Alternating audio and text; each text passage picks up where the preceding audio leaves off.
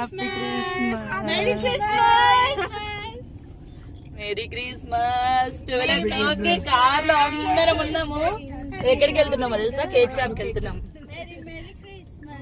నా షర్ట్ మీదే ఉంది already. Happy Christmas, merry Christmas, merry Christmas, happy Christmas, merry Christmas. బంద్ చేశారా ఏంటి?